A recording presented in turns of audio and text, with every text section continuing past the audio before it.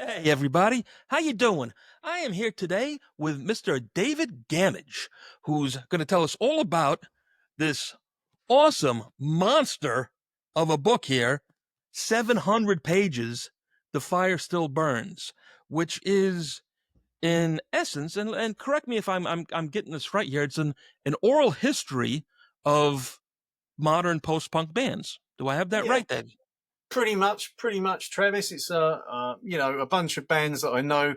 We're just shooting the breeze, just kicking stories around, and we figured we should write some of that down, because people like to hear that kind of thing. And it's like a massive conversation down the pub, but it's all rock bands telling their stories, and yeah, that made it real easy to write. It took a while because there's a lot of it, but I had to stop at that point because I was running out of pages. No, it's huge. 700. I mean, when the thing came, I ordered it and I could not believe, again, people, look at the size of this thing. 700 pages. I couldn't believe how much it weighed. I thought there were two books in the I I package. figured I figured if anyone didn't like it, they could always kill a burglar or something like that, or block, block a Right. door open or something.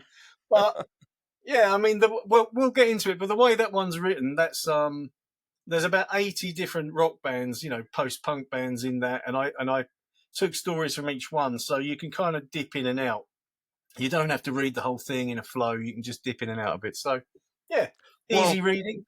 that's what I've actually really enjoyed about it so far is, well, let me give props to Terry, Mike Terry from the Jukebox Romantics. He's Yeah, in here. He brilliant told band. me, he said, Travis, you're going to love this book. Pick it up. And sure enough, I did. And when I first got it, I was like, oh my God, how am I going to read this? But then I realized what it was, and you can read it a band at a time. Yeah, There's no narrative that pulls it through. So, you can hop all over the place and it's really great. I think it's a terrific little, well, it's almost like it's a nice slice of history in the punk rock yeah. world. Exactly. It's kind of a, you could call it like a social history, if you like, for post punkers or rockers. But it is important. I think it is important to kind of look at alternative lifestyles and what people get up to. There's a lot of stuff in there that's kind of jokey anecdotes about gigs and tours, Sure. but there's also a lot of stuff in there about people's inspirations, people influences and inspirations, and why they do what they do. Um, because it's not always easy in a kind of a rough and ready scene to turn up and play night after night.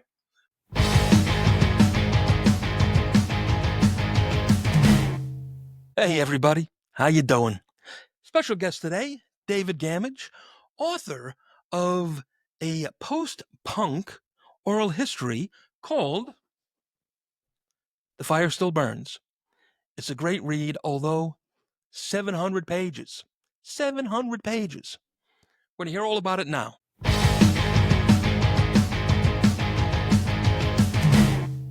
Hey everybody, how you doing? I am here today with Mr. David Gamage, who's going to tell us all about this awesome monster of a book here, 700 pages, The Fire Still Burns, which is in essence, and correct me if I'm getting this right here, it's an oral history of modern post-punk bands. Do I have that Yeah, right, Dave? pretty much, Travis. It's a bunch of bands that I know. We're just shooting the breeze, just kicking stories around, and we figured we should write some of that down, because people like to hear that kind of thing. And it's like a massive conversation down the pub, but it's all rock bands telling their stories, and yeah, that made it real easy to write. It took a while because there's a lot of it, but I had to stop at that point because I was running out of pages. No, it's huge. 700. I mean, when the thing came, I ordered it and I could not believe, again, people, look at the size of this thing. 700 pages. I couldn't believe how much it weighed. I thought there were two books in the I package. I figured I figured if anyone didn't like it, they could always kill a burglar or something like that, or block a Right. door open or something. But yeah, I mean, we'll get into it. But the way that one's written, there's about 80 different rock bands, post punk bands in that, and I took stories from each one, so you can kind of dip in and out. You don't have to read the whole thing in a flow. You can just dip in and out a bit. So yeah, Well, easy reading. that's what I've actually really enjoyed about it so far is, well, let me give props to Terry, Mike Terry from the Jukebox Romantics. He's Yeah, in here. He brilliant told me, band. he said, Travis, you're gonna love this book. Pick it up. And sure enough, I did. And when I first got it, I was like, oh my God, how am I gonna read this? But then I realized what it was, and you can read it a band at a time. Yeah, There's no narrative that pulls it through. So, you can hop all over the place, and it's really great. I think it's a terrific little, well, it's almost like it's a nice slice of history in the punk rock yeah, world. exactly. It's kind of a, you could call it like a social history, if you like, for post punkers or rockers.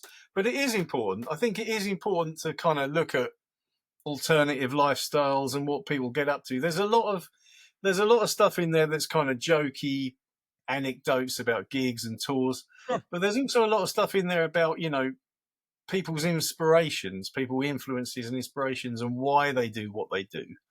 Um, because it's not always easy in a kind of a rough and ready scene to turn up and play night after night.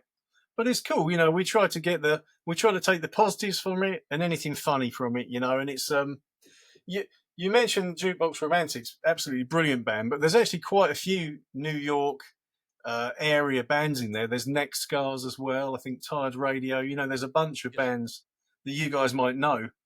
But the good thing again about it is there's bands from all different areas of the scene, all different countries. UK, Europe, all around the states, and it's more about what pulls them all together.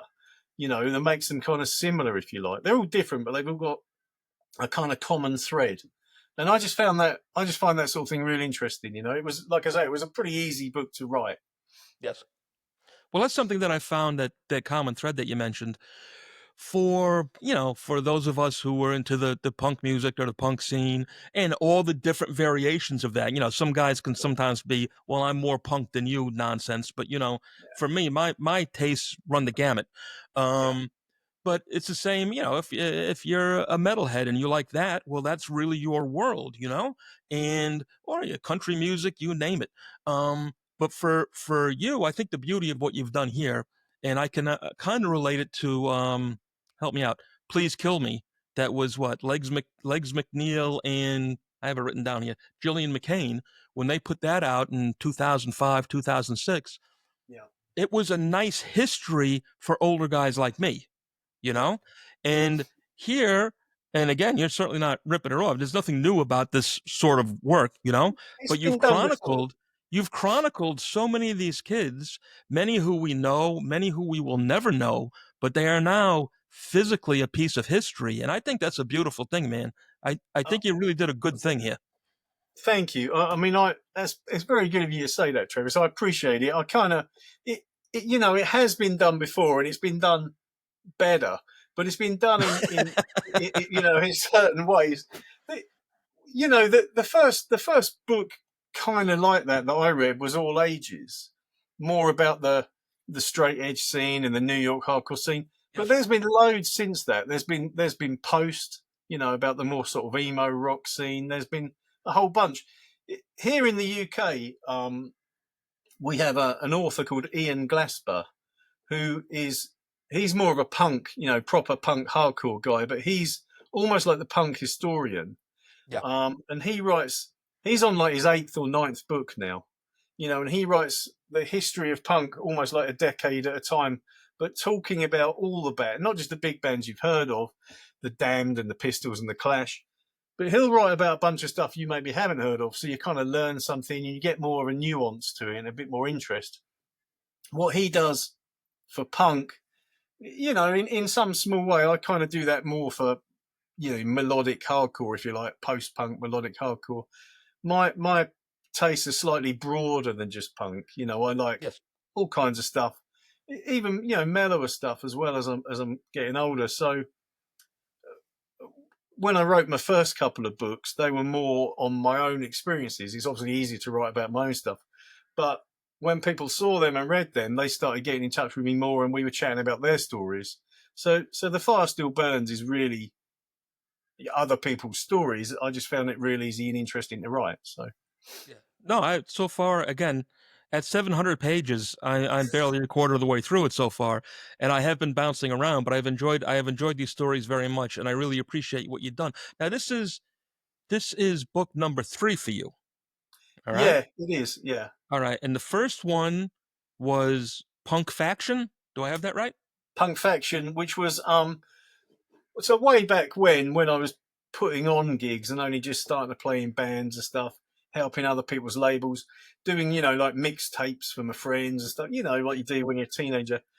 I started a fanzine, and it was a lot of enthusiasm without a lot of kind of know-how, like most things. But it was cool. It had some nice articles and a few interviews and stuff like that. So my first book really was a collection of from the fanzines, interviews and articles and stuff from the fanzines. So that was just this little Punk Faction thing, and I got lucky there because having played in bands and run a label for so long, I know a lot of good guys, and I was chatting with Frank Turner about it, and he I remembered am a coming fan. to some of the shows. I mean, he's a great guy, proper hardcore punk guy. Plays kind of folky music, but it, proper punker, and he knows how important fanzines are and the kind of scene grapevine, if you like. He was at Yes. gigs, remembers picking up some, so he offered to write the foreword for it and help promote it and stuff. So that went pretty well. That got off to a pretty good start. But yeah, that's like I say, that's a regular size kind of book. Maybe 200, 300 pages, and that's Yes. like. I'm pleased with it and I'm proud of it, but it's nothing compared to the next two. The next two are like Well, no, the other one, Hardcore Heart, all yeah, right? And I don't know if this was intentional or not, but it landed perfectly at 666 pages. yeah, yeah. The number of the beast. Yes, That exactly. obviously that was intentional, Travis. I think I'd got to like 660, and I was like, well, I'm going to have to make this Yes. 666. I'm going to have to now, so I just bullshit a bit more. But I yeah, so Hardcore Heart is what I would say the first like proper book I've written. I kind of that happened in COVID, Yes. so I was busy playing with my band and running the label and stuff, and I was pretty busy all the time until COVID came along, and then obviously like everyone had a bunch of spare time on my hands. Um, I've got two boys, and I was chatting with them about a few stories from back in the day. Just playing with some hot water music on tour, Green Day on tour, No Effects, Sam I Am, all these great bands, and they're not all positive stories. There's ups and downs to life on the Sure, road and sure. stuff like that. Well, But they're like sometimes the downs make for better stories. exactly, and it can be bittersweet. But they were like, you should write some of that down, Dad. You should. And I'm like, well, when COVID came along, I had some time, so I dug out some old diaries and some gig posters and stuff, and I started writing it down. And I kind of, you don't intend to write, a doorstop of a book. You just start writing your notes, and I actually honed it down a few times, but over about a year, actually a little bit more than a year, um, it just ended up being, 666 pages. And I was like, you know what?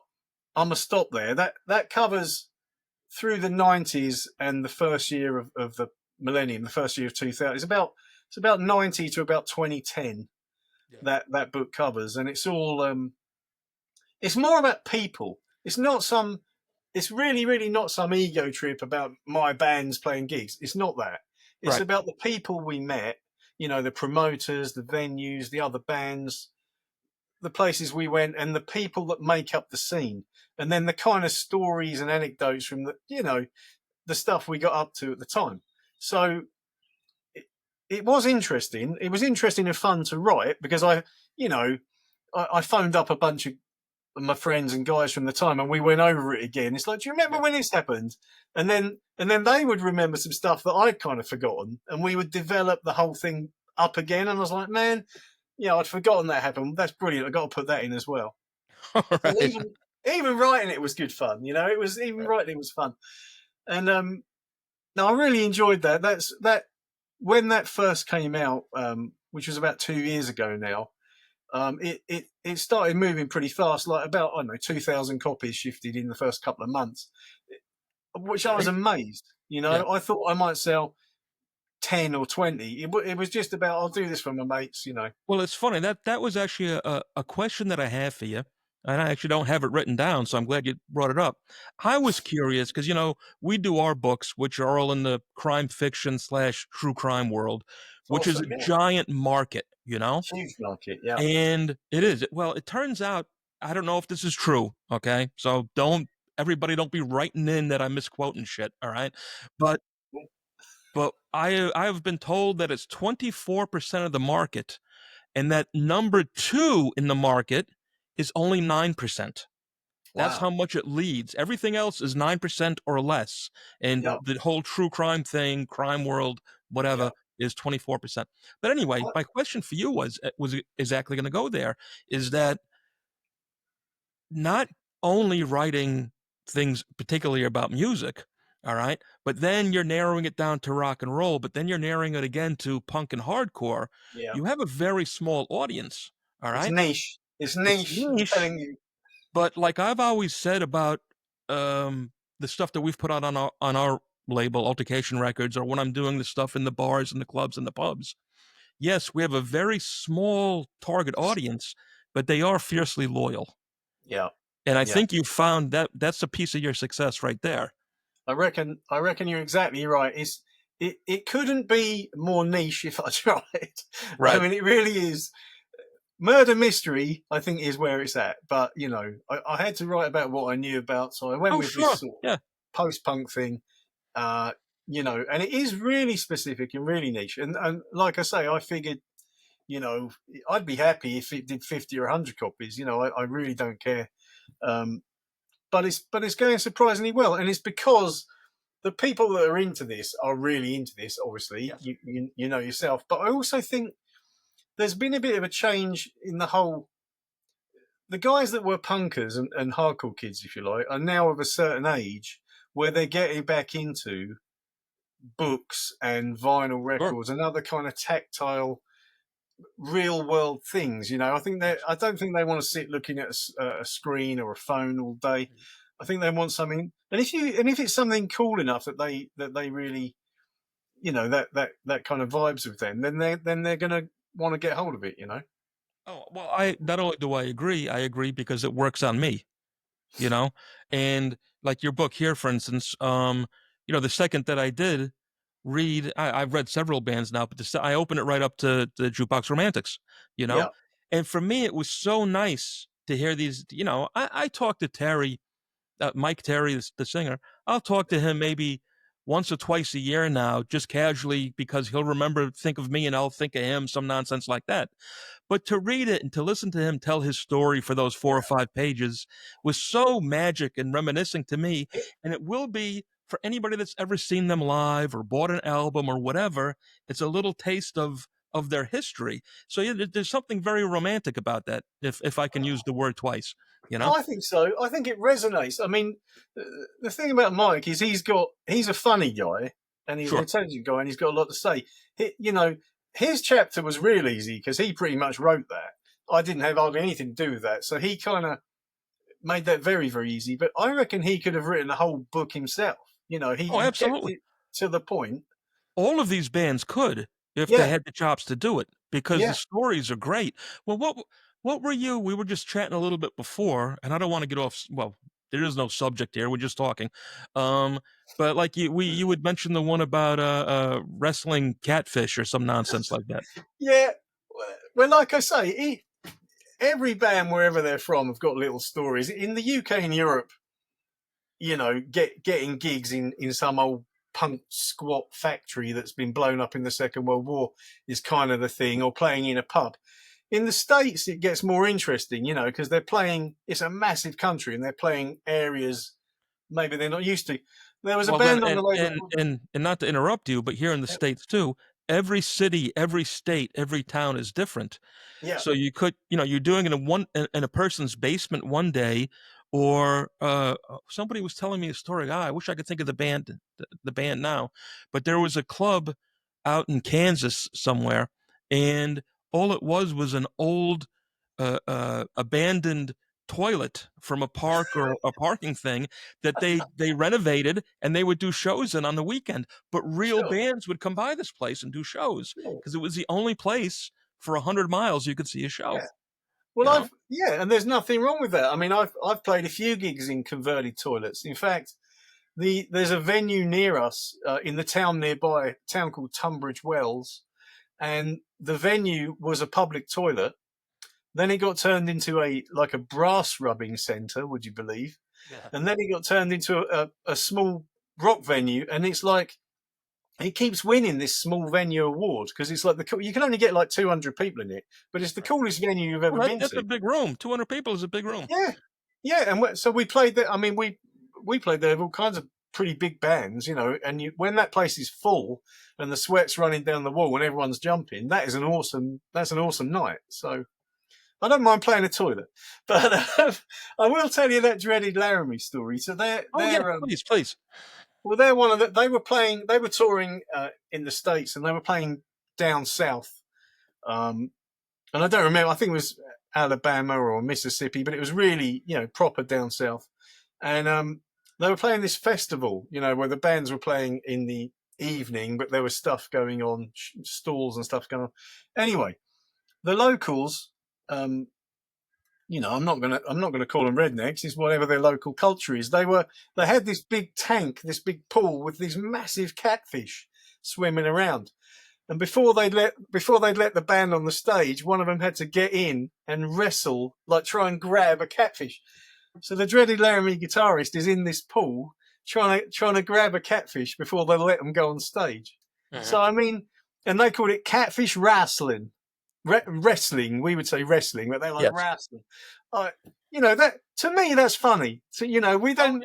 That's not something I've ever had to do before playing a gig, but it just tickled me. I just thought, you know what, those crazy Americans. Yeah.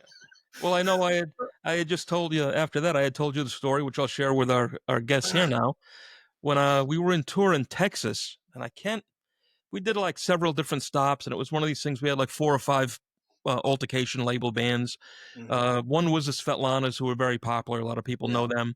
But these kids from Albany, New York, called New Red Scare, very, very nice kids. They're not going to sound it when I tell this crazy story about them, but one of them had a stun gun, the electrical stun gun that used to shock people into submission, right? Like a taser. A taser, exactly. Yeah. But it's a gun. It doesn't have the things that shoot out, Anyways, somebody got it in their head, we can't compete with these Svetlanas who are selling all this merch, because the Svetlanas would kill it everywhere they went, and everybody would buy their merch. So I think it was Billy Gwynn, if I'm not mistaken, from New Red Scare, came up with this brilliant idea. Whoever buys the most New Red Scare merch gets to shock a member of the band with the stun gun. And it was great. Night after night, they would do this, and people would rush the merch table and try to outdo each other by buying as much stuff as possible, because whoever bought the most got to shock somebody. That's harsh. That's a harsh way of doing things. It added a whole new form of entertainment to the show. I'll tell you that. People loved it. I'm not sure. We didn't try that. That's a good way to sell merch, but I'm not sure I want someone shocking me after the gig. Maybe, yeah, after the gig. No, this was after the gig because L had to be over, But it was a hell of a tour. It was a hell of a tour. So I bet it was. That sounds like fun. But I kind of, this is the thing, the comradeship, if you like, when it's the guys on tour together and all that. And I'm sure you get that in other, like maybe in sports teams, and other walks of life. But there's a certain kind of traveling comradeship to it as well, and that just kind of leads to different scrapes and different things going on. Yes. Especially when you roll into that the whole punk rock aspect of it, where when you're playing nice rock or metal clubs, you're probably going to get paid. You're probably going to maybe have a place to stay or get fed. That ain't always the case playing punk rock shows around Europe or whatever, sleeping on some piss-covered squat floor. It's like I say, it's good and bad, it's ups and downs, but it makes for some interesting stories. Well, exactly, and that's what the book's made up about. Sure, and it's interesting. I mean, most of these guys, were teens or 20s or maybe 30s. Now, of course, they're in their 40s, 50s. And it's interesting to me as well to see where they are now and what they're doing now and stuff like that. It, it's interesting a bit to me, Travis, that people like you and I are still kind of doing the same thing we were doing when we were 20 years old, but maybe, I don't know, maybe slightly different, maybe with a little less energy or maybe a wiser head. But people people carry those experiences with them, you know, and it resonates throughout their life, and it kind of molds the way they think about stuff. Not just politics. I'm talking about, you know, how they socially interact with people and stuff like Oh, that. You know. absolutely. Absolutely. Well, like you were saying before about a thread, there's that thing of we're in the same club. We're of like minds, you know? Yeah. We understand what we've both gone through together with this. Like you can tell ridiculous stories and people will say, "Wow, that's wild," but they haven't lived it. They don't have a taste of it. So there is Yeah. that camaraderie. You know, it's like, yeah, for lack of a better word, you know, it's, you know, you're being in the military together, you're going through something together, and Exactly. your experiences, be they in London or traveling Europe or whatever, are the same experiences a kid's going to have here in America. You know, going from New York to New Jersey to Massachusetts to Texas to California, wherever. You know, Yeah. it's a very very common thread for sure. And then getting shot with a stun gun at the end of the Yeah. gig. You absolute fools. But I love that. I'm a, I'm going to suggest that for some of the bands on the label. I got an idea, guys. Next time you're selling merch, Yes. yeah, Yes. they won't thank me for that, or you. Yeah. You know what, David? Let's take a break for 1 second, okay? Sure. Then we're going to come back and we're going to go a little bit before these books as you've written and talk about your bands and Okay. your life. Okay? Okay. No problem. We'll be right back, everybody. You are.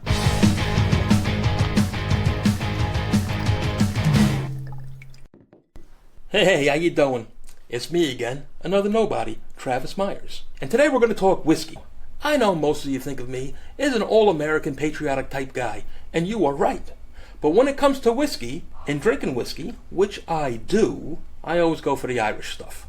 And my choice when it comes to the Irish stuff is Powers Irish Whiskey. Established back in 1791. It's a triple distilled, oak aged whiskey. Powers is simply magic. It also happens to be the #1 selling whiskey in Ireland, which has got to say something, because if it's good enough for the Irish, it's good enough for you. So the next time you raise a glass, fill it with Powers, and think of me, another nobody, Travis Myers.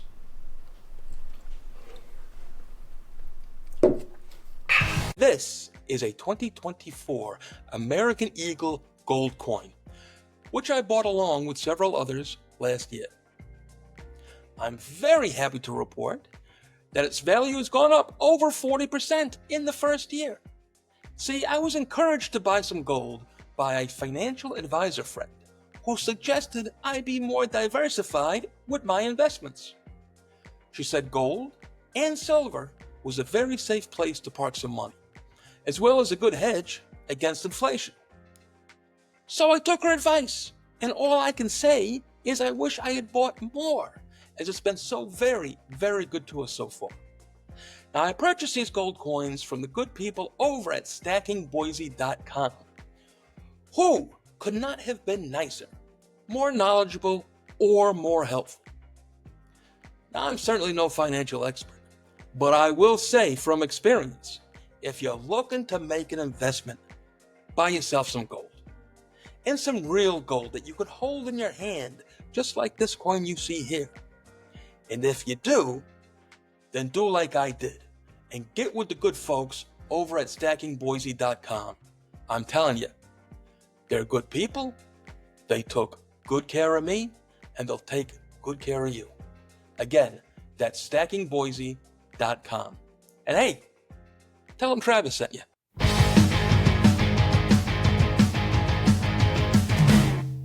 All right, welcome back, everybody. We are back with my friend David Gamage, Good and to be back. what, what I'd like to ask you now, David. I mean, you yourself have been in 5 bands. Do I have that number right? Yeah, yeah. Yes. Well, I've been in a few, but five Right. kind of main ones, and then a few other bits and bobs with friends and Well, stuff. I got a little list of what couch potatoes, Joey Fett, Rydell. Now Rydell did pretty well, right? You guys came to the States. You were traveling. I know. I'm Well, sorry to say you can. What was that? Was it 9/11 screwed you up, right? that's yeah, which is pretty harsh. Yeah. Um, that was so yeah. So Rydell were on our for our third album. That we were kind of like an early sort of proto sort of emo band, you know, around the same kind of time as Get Up Kids and Braid and the Promise Ring and stuff like that. Whole wall of music, um, which was a rarer thing in the UK. Um, and we toured a lot in the UK and Europe. But we finally, and we had a bunch of labels over here and records out, but we finally signed to an American label. We signed to Headhunter Cargo, which was actually Blink 182's first Yes. label as well. And also, they did a bunch of releases for Chris Broach of Braid and a bunch of other pretty decent bands you'd have heard of. Um, and we, the promo for the album was doing quite well, and they booked us a tour all down the East Coast from Boston through New York, all the way down.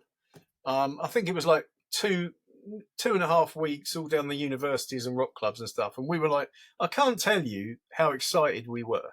Yeah. You know, it was like, we're going to go and play in America. You know, we're going to do a rock tour in America. We're going to, because driving around Europe in your beaten up old van, you know, and sort of piling in and out of places is fun.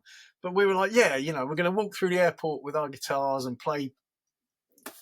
We had radio station interviews lined up and all kinds of cool shit. We were quite stoked about the whole thing. Yeah. Anyway, the 2 days before we booked the flights, hired the van. A band called Hunter Gatherer were going to support us for the tour. They're a sort of post-punk band from Athens in Georgia, you know, down sort of Atlanta way, and they were great. So they were going to bring most of the gear, and we were just going to tag along with them, you know, and play the shows together.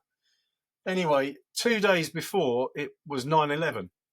Yeah. And obviously, you know, the guys are phoning up, you know, turn on the TV. You won't believe this shit that's happening. Turn on the TV. Obviously, terrible, terrible, terrible event, and everyone's stunned and blown away by the whole situation. And at the back of my mind, incredibly selfishly, I'm thinking, damn, I was going on tour in 2 days' time. Yeah. Obviously, that got totally cancelled. We could, as it goes, you know, the no fly thing. We could have done the second and third week of the tour, but what's the point? You know, people weren't coming out. The whole thing was kind of ruined. And it sounds terrible. It sounds really selfish, but because of that, we didn't get to come at all and play in America because the label we were on about a year later kind of went under. They didn't do so well and they kind of went under. And then we spoke with a few other labels and we did some more releases, but it never really turned into a proper US tour. And then that band broke up. So that, you know, that was kind of a bittersweet, a bit of a roller coaster. You know, we had that opportunity and it got taken from us. But on a more positive note, you know, we did a whole bunch of. They did help us put a third and a fourth record out. You know, it did actually help us get some more shows around Europe and stuff, around the UK and Europe. So that was all fine. And the guys actually that I've been in bands with since I was a kid, we're all still friends, you know, and it's some of those guys from that band, Rydell, that are in my current band with me. You know, we were called Come the Spring, but we're actually called the Atlantic Union Project now. Oh, so these are the same band, then it's not two different bands. It's the same band, but it's a different singer. So we had a great singer, but he was always like hanging off of pipes in the roof or light fixings and stuff and falling over and hurting himself. And he kind of lost it. And for various reasons, he left the band. So we carried on writing music and we didn't have a singer for a while. And then we got a American friend of mine called Craig Cirinelli, who lives in Boonton, New Jersey. I mean, not too far from you guys. He's a great singer. He sings in a few bands over there. And he said, okay, you know, I'll do it. So we set this thing up initially as a project. That's why it's called the Atlantic Union Project. Right. And the record, the album is called 3,482 Miles, because that's how far it is between his house and my house. That's So clever. we'd write the music and send him the tapes, and he'd put the vocals on and send them back. Right. Anyway, so that, we got to play a few gigs and make some videos and stuff and have some fun. But Let me ask you, you were talking about, losing this American tour, which, at the time crushed you. We're going back, yeah, what, almost 25 years now, right? we're going back some time. It was bad So then, but that really hurt you as a band. That hurt you as a young guy who wanted to do this thing, right? sure, But what is for Europeans, okay, coming to America, is that like the holy grail of rock and roll? pretty Be- much. because for us, for most of our bands, touring Europe is the dream, Yeah, you know? I know, and that's why. So that's actually that worked out. That worked out pretty well for my bands, Travis, because we play a lot in the UK. We play what we would call local shows in the UK, particularly London and Brighton and all around the UK a lot. But whenever a decent American band came over, we'd often tour with them. Yes. So sometimes that'd just be around the UK, and sometimes that'd be around Europe. But we did 2 or 3 tours with Hot Water Music, and we did play with, like I say, No Effects, Sam I Am, Mhm. Green Day a couple of times. One of the last tours we did was with Piebald, and they're such a, they all these. I say all these guys. Most of these guys are good guys. They're not. Sure. They're just real friendly, down to earth guys, and we'll have a laugh. One or two are kind of a bit rock starry. Piebald are really sort of happy go lucky pop punk guys, but they weren't very happy on tour, to be honest. Oh, really? A lot No, a lot of the shows we played with them were up in Scotland, either in the north of England or Scotland, Hmm. and it was in the winter. So it was either raining or snowing. Right. And these guys had come over exactly that. It's like, we're playing in the UK, we're playing in Europe. But it was a bit shit. It was, 50 people at a gig. Maybe like a good gig was 100. And every day was cold and wet. And I think, literally 3 or 4 gigs in, I think they'd had enough. The shine had worn off. So it's not always as good as you think it's going to be. Well, and that happens here in the States too. People don't realize, like, we've done many shows, bands who were, in my opinion, in my world, I would consider to be really big, who are coming Mhm. from California, but when they get to New York, they just don't have the following, Yeah. you know? Yeah. And so they're really disappointed. They're like, I just played for 800 people in Los Angeles, Yeah. and, 50, 60, 80 people showed up here at, at serious venues, but they don't have the same local draw. They just don't, They you don't know? have the pull. And that's why, Exactly. but that's, and I kind of say to the bands on the label, it's like the best way you must tour with other bands. You got to work Absolutely. together and support each other, because you can help each other. That to me is a massive part of the whole punk rock mentality, Yep. where the community helps each other to succeed. That goes without saying, but I think another important thing about being in a band, there's a certain kind of hardness that's required. It's like, because one night I was going to say 50. One night you might play to 20 people or 10 people. You might. I've been to shows where there were less than 10, you know? Exactly. We've all Exactly. been there. And then literally the very next night you'll play to 200 or 500 or 800, and it will go mad. And then the next night again, you're playing in a pub to 10 or 20 people. Absolutely. If you can't turn up and give your all anyway, it's got to come from the heart. It's like, this is the difference between music is not just technical ability. Music is not just, I'm a pretty good musician and I can play scales and I can play this stuff. You got to feel it. You got to believe it night after night after night. Yes. And that's almost more important than being a good musician. It's like, you've really got to go for it for yourself. And Absolutely. if there's 2 people in the crowd digging it, you've just got to go for it. But those are 2 fans that you could make, Yeah, you know? exactly, And you gotta exactly. And you then gotta they get turn to shoot everybody you into a with a fan. stun gun or something like Yeah. that. I mean, it's kind of, Yes. that's my new thing. No, Well, so that there's a certain amount of heart involved in that kind of thing. But there's some fun shows too. We when Alice Donut first came over to the UK from New York, we played at one of my first, it was like only my 5th or 6th show with a band I was in called Couch Potatoes, kind of a Descendants style, pop punk band, if you like.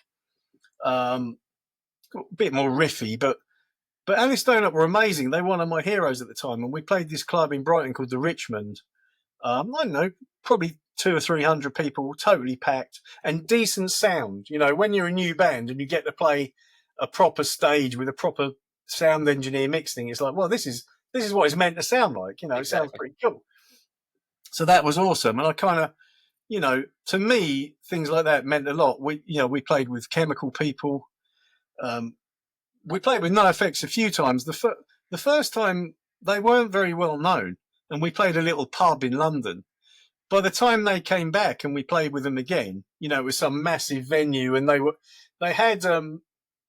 had their album out at that time was Heavy Petting Zoo, and they had these blow up sheep. There's like a sheep on the cover, and they call Yeah. it the fuck you, basically.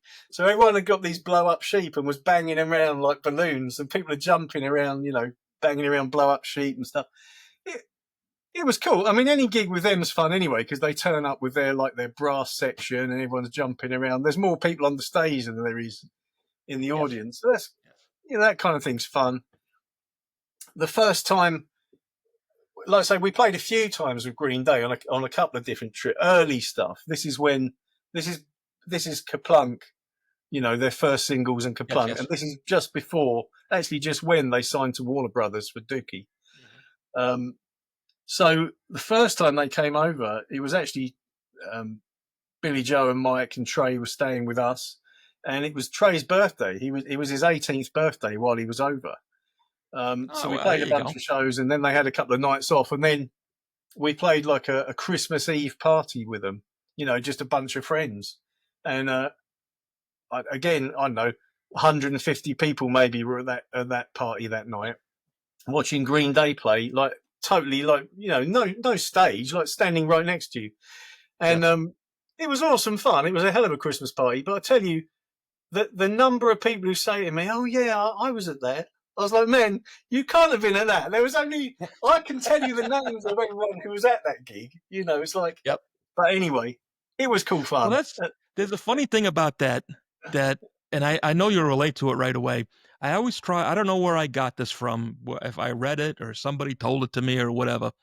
But you have to see. We all as people have to see something or hear something 9 times to remember it. Somehow nine is the magic number.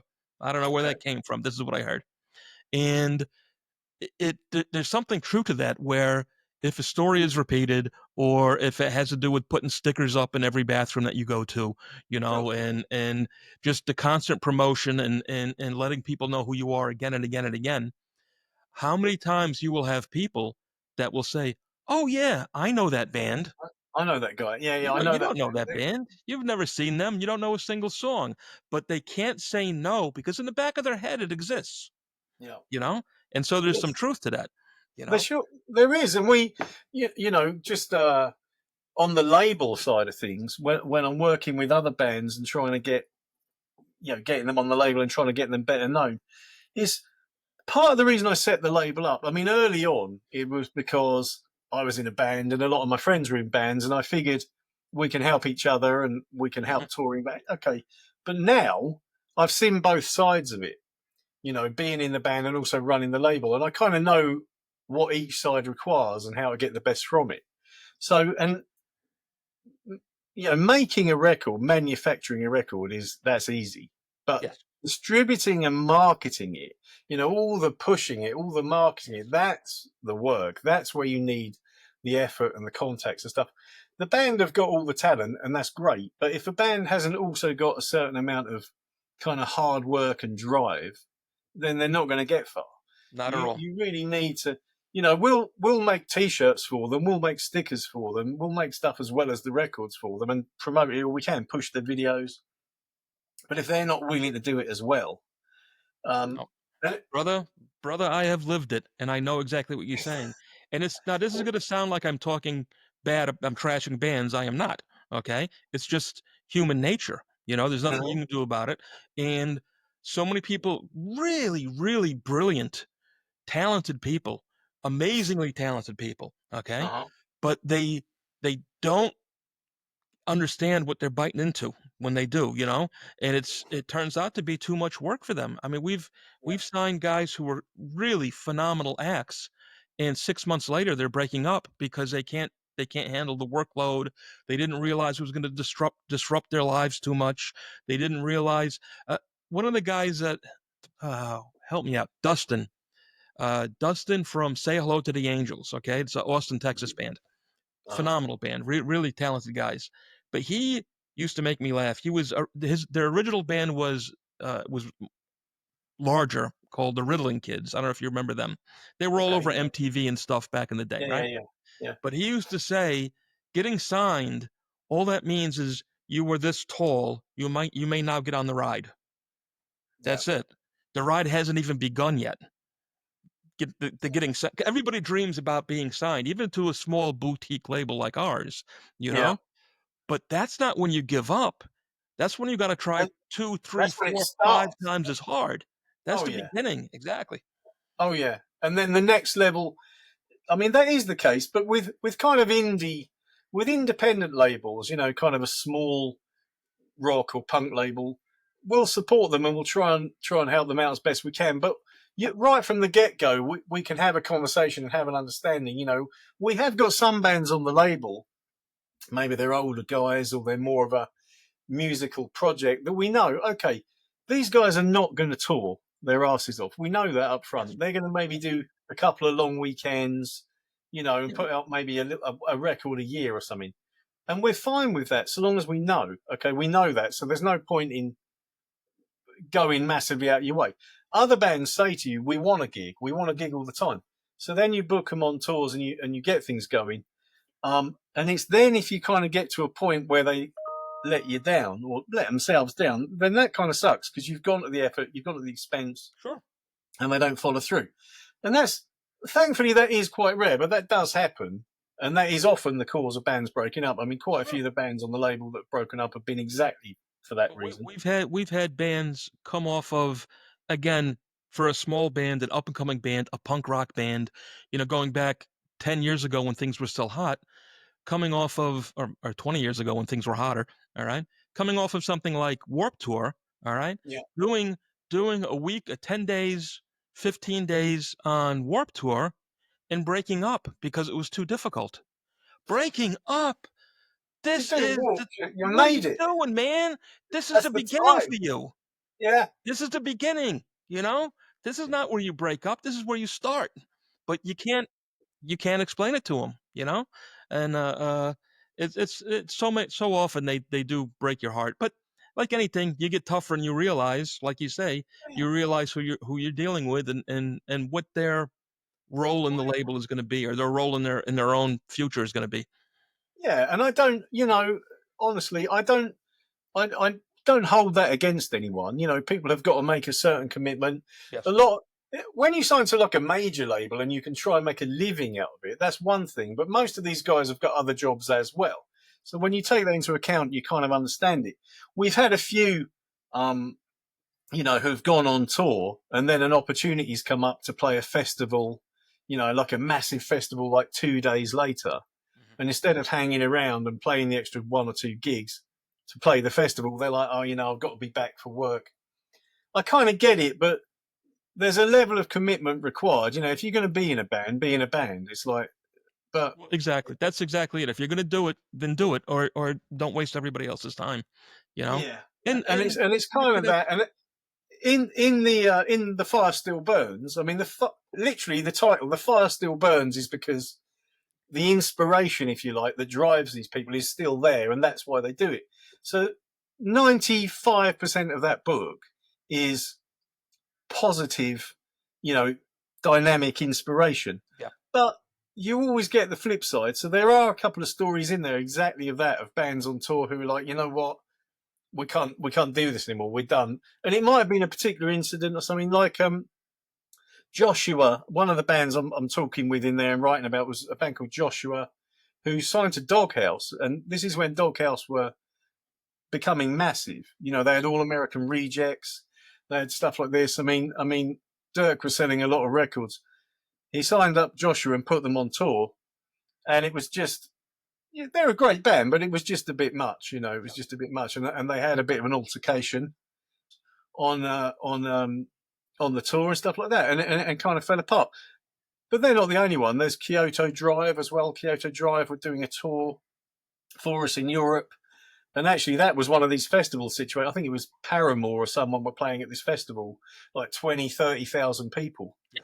And it was 2 days later, and they're like, we've got to be back for work. And I'm like, man, are you crazy? Yeah.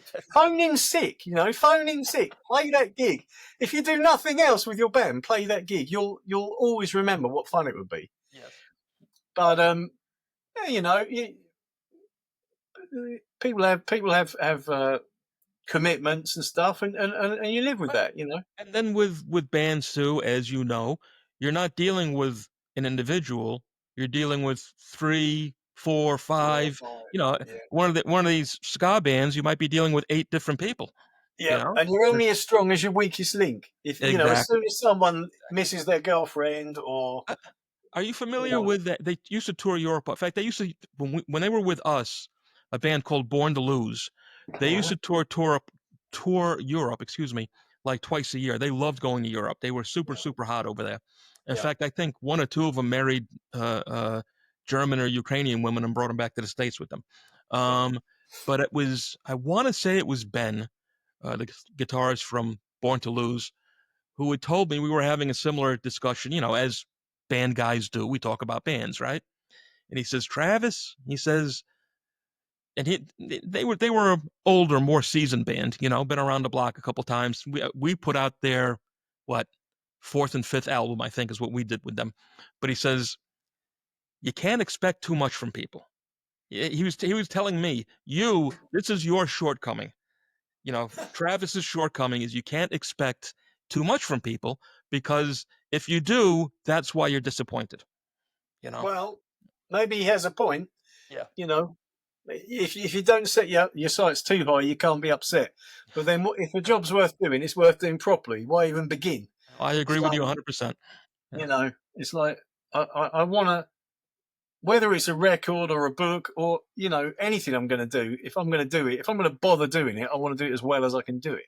Yes. And I really don't like half-assing things. And I kind of, whilst I accept other people have got their own issues,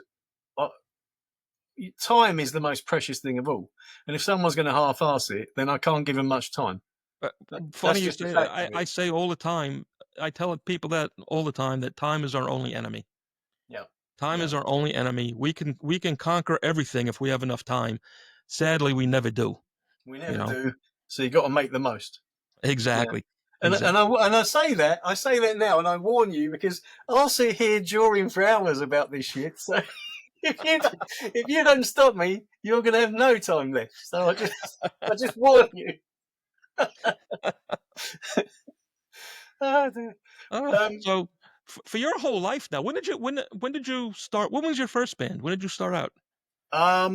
Well, literally when I was like, I don't know, 15, 16 years old, I was actually more into sort of metal. I was into Thin Lizzy and Iron Maiden and AC/DC and all this stuff. But I had a few mates who introduced me to the Damned and a few sort of punky bands, and they wanted to form a punk rock band. So literally when I was like 16, I started playing guitar in this punk rock band called the Yobs. And we were shit. We were shit. We couldn't play, but we had some fun. We had, there was a basement, and we played a few gigs, and our friends turned up, and it was kind of fun. And it gave me the bug. It's like, okay, I'm going to learn to play properly or better, and then do something good. So by the time I was about 18, I could play, and I had a bunch of mates who I'd been to school with who could also play, and we started out doing things like Dead Kennedys covers and Descendants covers and Hard-Ons and stuff like that, and then we developed our own style from that, and we never looked back. I mean, we played some, because there were less bands then, and obviously this is before the internet. You're talking in the 90s, like the early 90s. There was no internet, there was no mobile phones, so things like fanzines and flyers and stickers and word of mouth at gigs was important. And if a gig was going on, it kind of, you'd go around and stick up posters, and it got round, and then everyone would show up and they'd get into it and enjoy themselves, because the next one might not be for another 3-6 months. Yes. So there was a certain kind of electric atmosphere to that, and we played a bunch of those. I mean, we've probably played over 1,000 gigs now, but the first the first few were so electric and so amazing, and I just never lost that bug. For me, it was almost an addiction. You know, I'm not been into anything else. That's my addiction, if you like, Yeah. playing gigs and that kind of feeling from it, that elation you get. And I kind of part of what made me start the label and help other bands and even write these books is to kind of share that feeling and help other people get that feeling. Because I tell you, slightly on a tangent, Travis, but you know, sometimes I'll read a book about a big rock band, you know, on tour in a tour bus playing stadiums and shit, and I'll think, yeah, that's nice, you know, that's lovely, you lucky bastard, that's nice, you make a living from that. But what's more realistic, what I can empathise more with, is a bunch of guys who practice in their garage and then go play a rock club or go play Yeah, you know, that could be anyone. That could be you, me, guy down the pub. That could be absolutely. anyone. And I really think if other people read about that or experience that, they can empathise and they can be part of it as much as any person. You're not some rock star, but you're someone who's, you know, there's a certain electricity to be gained from that. And I kind of, you know, that's what I think that's what's kept me going doing I this for think like there's 40 something years now. for all of us, and like myself, not being a musician, but being so attached to music as the behind the scenes guy, you know, the Yeah. guy who put on the festivals, who put on the tours, who did whatever it was that it was, you know, and the smaller shows too, is there's that sexy attraction of the next show, you know? You're It only is. as good as the next war. No matter how great it was tonight, well, we got to do it again, man. We got to try Yeah. it again, you know? And even the ones where, like you say, yeah, you know, 2 dozen people showed up, but they loved you. Well, Yeah. hopefully it'll be 5 dozen tomorrow, you Yeah. know? Exactly. And the next city, the next venue, the next whatever it may be.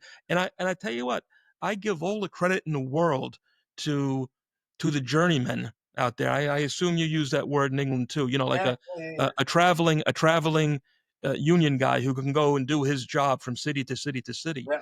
In Exactly that that. in that vein, I don't know if you're familiar with the Hudson Falcons, big New Jersey band. They go to Europe many all the times. What's his name? Help me out there. He's a good friend of mine. I can't think of his name right now. Mark, Mark from Hudson Falcons, Mark Linsky. He's got it down where he is the Hudson Falcons, but he's got 100 Falcons all over the world. So when he goes on tour, he You can can call in. literally, you know, have 4 or 5 band members get him to the Mississippi River, change over, have 4 or 5 more band members go. When he Wow. goes to Europe, he doesn't bring a band with him. He might bring a guy or 2 guys, but he'll have 3 guys waiting for him in Germany or the UK or whatever that know all his songs. They're ready to go. They've all played together. That's It's incredible. He's brilliant, but it's because he's been doing it for 30 years, you know, and So, he's got it I mean, down.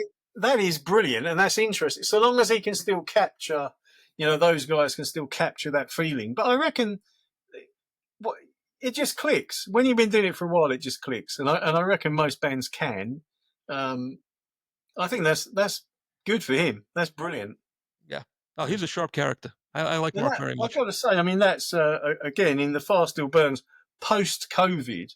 A lot of bands had a situation where you know what you might normally think was the standard is no longer the standard. You know, some guys were recording in different countries, some guys were recording in different states or whatever, and then still making it work and still putting things together. So there's a couple of things again I wrote about in there that aren't your normal tour story, but they're more of a studio thing with guys in different countries, and then it's kind of looking at the the technology, if you like. I'm a bit of a luddite, so to me it was interesting and but not really understandable. But Right. how they were able to do it and make it work, recording in these digital, you know, but distant situations. It's interesting. That's all post-COVID shit, really. It's interesting you say that about touring, but if someone's still got the drive to create music that way and it works for them and it's still got the spark, then go for it, you know? Well, I'll tell you too, and I know we've chatted about this before. Um, you know, sadly, okay, and I'm not being pessimistic at all, okay. Um, rock and roll in all forms and genres has taken a hell of a beating over the last 30, 40 years, And I hate to say it's dying because I don't think it ever will. There's always going to Mm. be, again, that fire that burns. There's going to be creative people that have to put it out. Yeah, But man, did this COVID change things? Did it crushed? I mean, for us now, there's so few venues left. You know, yeah, there's all the magazines are gone. Like you were talking about yeah, fanzines, I can't think of a single one. And even all the larger ones that were national here in the United States, almost all gone, yeah. or completely unaffordable. Because things like Rolling Yeah. Stone is not a real No, magazine. you can't. You can't. That's a very practical point you make there, actually, Travis. It's kind of so we've got over 800 press contacts, if you like. People we would send records to or whatever for reviews and stuff like that. But you know what? They're less than 50 of them are reliable. Mm-hmm. And we used to know so many promoters, so we could hook up gigs and a tour, not too difficult. None of those places exist. None of those, Yeah. 1 in 10 of those venues exist, and maybe 1 in 20 of those promoters, because most of them have just given up. So over the last 4 or 5 years, we've had to try and build up again an entirely new set of contacts, entirely new, and that's taking time and effort, and frankly, isn't as effective. But we'll still keep trying. But my advice to a lot of bands now is, look, if you really are going to go for it, you're going to have to get yourself a booking agency. Get yourself a tour agent or something, because it's all about who you know now. And maybe you have to Absolutely. sort of. Yeah. I hate it because this goes against everything that's alternative or punk rock, but sometimes you've almost got to buy your way onto tours and stuff like that, and that sort of shit that just sucks on It principle. does. It absolutely does. You And know, we've been there. We've been there and we've played that game. And one of the reasons that we started our own thing, oh geez, I think the last one we did was 2017 or 2018, where we had a thing called Upstart Fest. Typical uh-huh. punk rock word upstart. I don't know if you've ever heard of it or not. Yeah, And we would go. It started out as just it started out originally as a 1 day show. The next year we did 4 days. The next year we were doing 2 weeks, and we would go from Baltimore, Maryland, all the way up to Portland, Maine, and we'd hit uh-huh. every city on the way. But we'd do it with a dozen bands. All right, which seems like a hell of a show, and it That's a lot. was. But we would take um, you know, have like three or four headliners. Again, these mid-level bands, I should say, not big bands, but we'd You have can swap around a bit. exactly. And Yeah, they would run the entire tour, but then we'd have, of course, several bands that we knew that were good from each of these locations, yeah, and they would swap over. So if you kicked ass in Boston but couldn't get a show in Philadelphia, yeah, this was your chance. And you knew you were going to get paid. Knew you were going to get taken care of. It was a yeah. nice little tour. And then we'd Awesome. also always at every single show, we would give a little unknown local band a shot, and then we would take them. So if you played in Philly, then we'd take you to Brooklyn, or Sure, if sure. you played in Baltimore, we'd take you to New Jersey. Whatever the thing was, we'd give you a second show as a thank you kind of thing, and that was great. And we got picked up by our biggest sponsor was Pabst Blue Ribbon Beer. Cool. Well, that was great until we lost that just to get back to the business end of it. We Yeah, lost that contact. All right. And they were like $13,000 a year they gave us to put on the show. And without that, after growing so large, we yeah. couldn't go backwards anymore. And No, it that's the killed problem. us. You It can't even wasn't our cover. only sponsor, but it was our biggest sponsor, and it just Yeah, gutted it, man. And it yeah. was, but if there's no money, you just Well, can't do these things, people need unfortunately. gas and people need food, and Yeah, and you can't always rely on the promoters or the fans to put you up. So it's kind of, it does cost money. If you're selling merchandise and getting paid, you can kind of cover it, but you can never be sure. There's no guarantees. of course. Um, yeah, and it's what the industry needs. I mean, so in the UK, it's an old school friend of mine set up. We've set this thing up called the Music Venue Trust, and it's a charity effectively that supports small venues. Right. Like breeder venues, and it puts money towards putting not just punk rock, all sorts of music, but it puts money towards supporting these small venues and keeping them open. And so when there's some big festival gig and the booking agency are charging $3 extra on every ticket just for the hell of it, it's trying to call out those people and go, look, you bastards, Yeah. put $1 per ticket towards this type thing, and trying to almost sort of shame them into doing the right thing that they know they should do. Because if there weren't the small venues, you'd never have these rock acts, the big No, acts filling venues. So absolutely. so the Music Venue Trust is going quite well now, and now it owns and runs about 8 or 9 venues, and it's supporting stuff all the time and getting bigger and bigger. And we there's a page about it in each of my books because we support them and chip something into them as well. But that's going really well in the UK, and we need it. We really need it in the UK because there's no government support.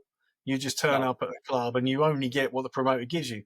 And you know, it wouldn't be the first time you've had to chase a promoter down the road because he's decided he didn't want to give you the $100 he promised you for the whole night. It's like that shit happens a lot. It happens less in Europe, which is partly, I think, why American bands and stuff say, oh, let's go and tour in Europe. And UK bands do, let's go and tour in Europe. In Europe, the governments support the youth clubs. A lot of the rock clubs are youth clubs. They're called Jugendzentrum. And they give them a certain budget to pay for entertainment. Oh, So good, whenever good. and that's purely a European thing. Whenever you go over there, you're going to get 200 or 300 bucks a night and food and a place to stay and good beer. You're going to get that guaranteed. So even UK bands tour more in Europe than they do in the UK because touring in the UK is hard work, and the same as America. If people know you and they come out, you'll do okay. But if you go to some cities Well, where they don't know you, unless you've got a good local support band, you're going to be in trouble. how many times, I don't know if it happens in the UK often, Uh-huh. it's happened to us several times here, I'm sorry to say, where you're going, usually with somewhat larger venues, and they'll literally call you up a week or two before the show and say, oh, your pre-sales are lousy, we're canceling the show. Yeah, Because they don't that have enough pre-sales. And, sure. especially in the punk rock world, the punk rock kids, your 16, 18, 20-year-old kid is not buying pre-sale tickets. He's buying at the door, He's you know? turning up on the day. If they're coming at all, they're coming on the day. And this Exactly. is kind of another thing. Again, I'm going to sound like some old curmudgeon if I'm not careful. But so obviously, as well as playing gigs, I used to go to gigs all the time. Now I maybe get to a gig maybe once a month. Not that often. And the thing that freaks me out the most about it actually is the price. It's unbelievable, the price of tickets. I mean, I just won't go to some big festival or something. I'm just not going to pay that price. I'm so used to seeing amazing bands for like $5. Yes. I'm just not going to pay 50 or 100 or $200 to see the same bands. I'm just not going to do it. So, um, I don't know. Maybe I'm just a skinflint. Maybe I'm just tight. But there's that. I can't believe how the ticket price can be so high. Like if you try and buy a shirt, it's going to be $20, $30. I remember when we were selling shirts for £5 each, Yeah. and still making money on it. I mean, I just can't believe how expensive things have got. So I mean, I can believe it because I press vinyl, and that's not cheap. Yes. We print books by the thousand, and that's just not cheap either. So I'm a realist, but I'm also, back in the day, I don't know if you remember, but all the punk rock records used to have "Pay No More Than" written on them. Yes, This yes. single "Pay No More Than" 199, or this album "Pay No More Than." I'm not suggesting it has to be that, but you really don't have to rip people off. You really I, don't. I And agree again, that's 100%. part of punk rock. In our places, for my listeners that don't know, I know we owned two pubs, Snapper McGee's pubs, and one was in New York, one was in Connecticut. All Uh-huh. right. And, we were, again, a pub that did music. We were not a legitimate music venue. However, we never, for the 22 years that we operated there, never charged more than $5. And we didn't Wow. care who it was that was coming through. Conversely, every dime, every penny that came off the door always went to the bands. The bands, yeah, that's Now as it some should be. band might get a little bit more than others. We would Yeah, always favor the traveling band more than the sure. local band, you Well, that know. makes sense. Um, but we never did because, again, I thought it was not only unfair to the customer, I think it was unfair to the scene to to hurt people, to rip people off. And sure, yes, there would Yeah, be more money for the bands, but you would have half the people show up, sure. you You know? can't. you shouldn't have to explain that. I mean, the venue can give the door money to the bands, or certainly most of it, and make its money at the bar. And Yeah. that's pretty much how it's always been. And then it's a win-win situation, and everyone's happy. But kind of, I, it gets harder. There used to be a lot of sort of one-off gigs that people would put on, at the local college or the local hall. That's more difficult now because there's so much legislation and so much bullshit. You've got to get a PA and a sound guy and stuff. So you're only really going to put gigs on in pubs and clubs and places where they've got all that in place. And then if you are giving a half the door money to the venue as well, that kind of negates the purpose. The bands need to earn something for their effort. Or these really selfish venues, larger venues, where they want to take a cut of your merch. Yeah, You know, that's unbelievable. That's a new that's thing. shameful. What's It's, that? it's shameful. That's fraudulent, if you ask me. I mean, Yeah. that's something obviously you hear a lot about now, but that is definitely a new thing. I never heard about that. Yeah. Even going back 5 years, I never heard about that. But that is common practice now. Uh, I certainly would not want to play venues like that. I mean, I guess larger bands, their label puts them in places and they have no choice. But the whole point of being an alternative band, if you like, post punk or whatever, is you just don't put up with shit like that. That goes against everything you're doing. What's the point? Fugazi, for example, what massive band. Can you see Ian Mackay ever putting up with something like that?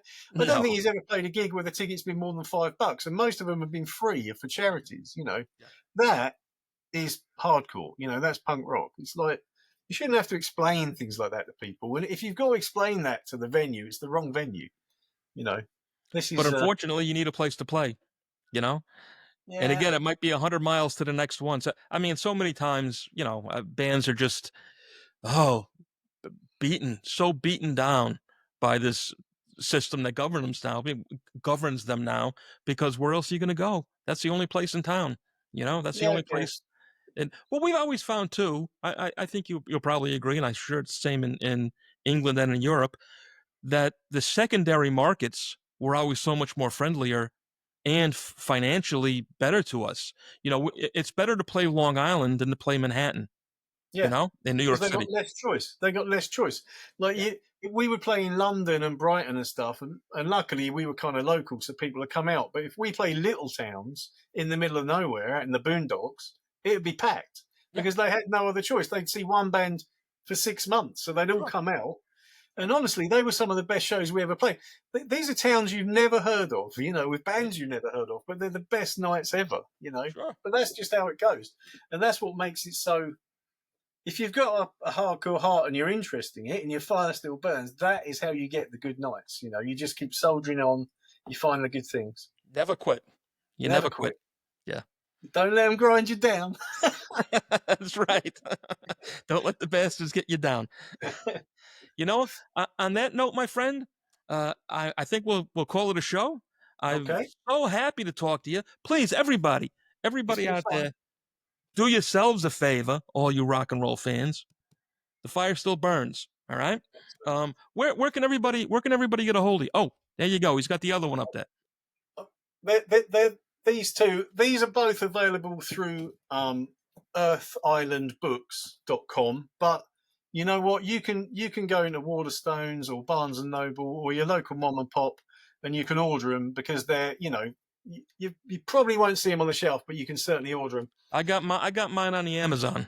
That's on where I got mine. Amazon. So you can some people don't like Amazon, but you can go onto Uh, Amazon and you can get it in your own country. So there's Yes. no shipping, I no tell you, I expensive. tell you, I am not a fan of Amazon myself for what they do to the smaller guy and to my country and everything like that. And I don't want to be a hypocrite, but the fact of the matter is, it's cheaper. It shows up the next day, and they have it.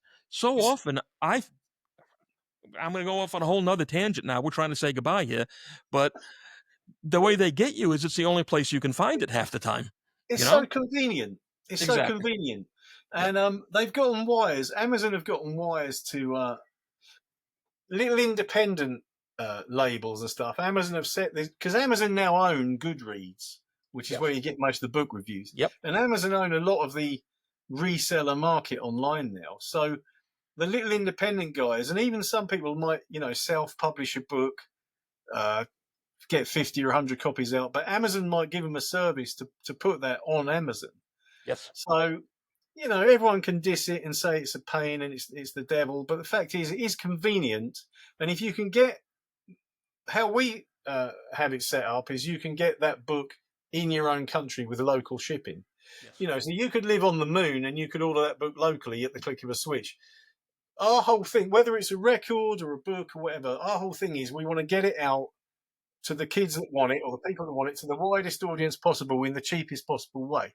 So we put it this way: we use Amazon, they don't use us, we use them. There you And so go. long as you look at it like that, it's like, okay, while you're useful to us, we're going to make use of you. Well, and on that note too, it has been a great equalizer for small independent artists and independent labels, independent authors, independent Exactly. publishers.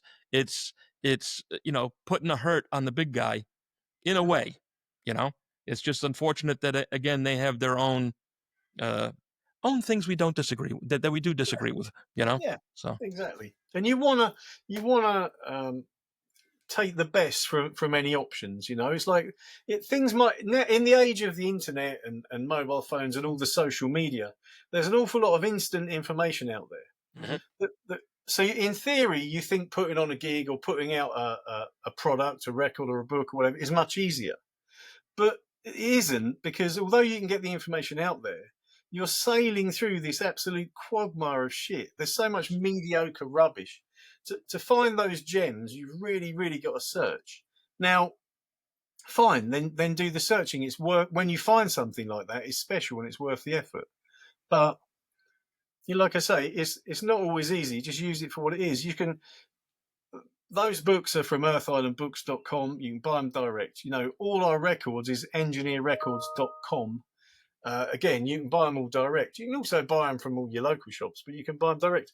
Whenever possible, I would say support the small and independent, support the absolutely, underground, the whole absolutely. DIY thing. Obviously, people want to do that. Um, I will just say there's a couple of books. Um, I know this won't be out till getting toward the summer, but there's a couple of books coming out around the summer, early autumn, Oh, please um, tell us, on tell Earth us. Island Books. There's UK subs, Charlie Harper's Yep. biography. I mean, that guy is like the grandfather of punk rock, and Yes. that's going to be a hefty book. There's going to be some stories in that. So that's coming out around that time on Earth Island Books, the UK subs biography. There's another one about Propagandy, the band Propagandy, coming out. Great band. And there's another classical punk band, Discharge. Everyone knows Yep. Discharge, another great band. There's a book on that, and they're all coming out on Earth Island Books. So it's going to be a busy autumn for Earth Island. And that's what we're Um, expecting end of summer release for these.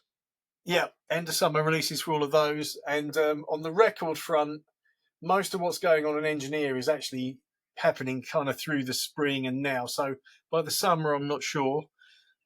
Records tend to come out a bit quicker than books, so we'll see what's happening. We'll see who's on tour in No, the please autumn. give us some names while we got you here. Who do people have to check out?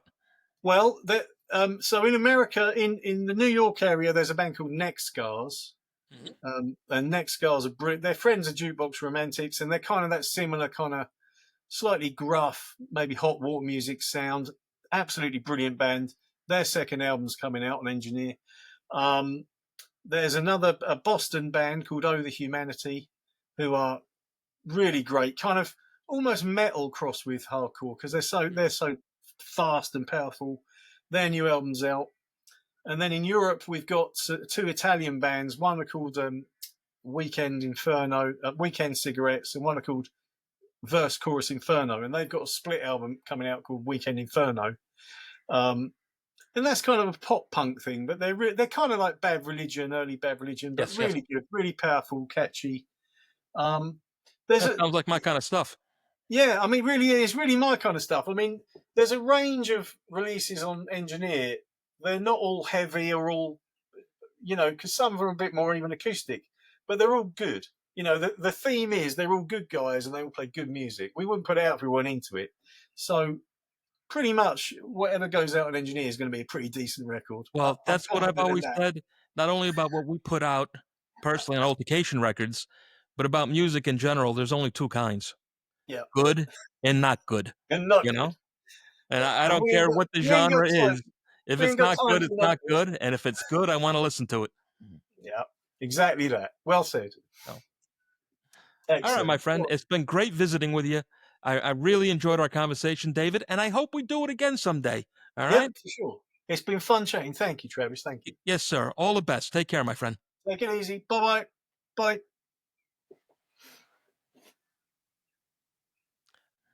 Okay. All right, there you go. David Gamage, everybody. I really enjoyed talking to this guy, and I hope to talk to him again in the future. If you get a chance, please pick it up. The Fire Still Burns. Lots of cool stories from lots of cool punk rock characters. Until next time, my friends, please do the right thing. Hit that like button, hit that subscribe button, and we'll see you all next week. Hey there, true crime fans. Let me introduce you today to the Cold Case Initiative. The Cold Case Initiative is a foundation that donates money to smaller police agencies all over the country. It does this in order to offset the costs of scientific, forensic, and DNA testing with the hope of solving cold case homicides and other horrific violent crimes that otherwise would remain unsolved. Please, if you have it in your heart and a little money to spare, go to www.coldcaseinitiative.org. Again, that's www.coldcaseinitiative.org and lend a hand where it truly is needed. Be a part of solving a cold case. Every little bit helps. Know that 100% of the donations that go to the Cold Case Initiative go to agencies that are desperately in need of the help. So please, if you can, do the right thing and make a donation. Thanks, and all the best, my friends.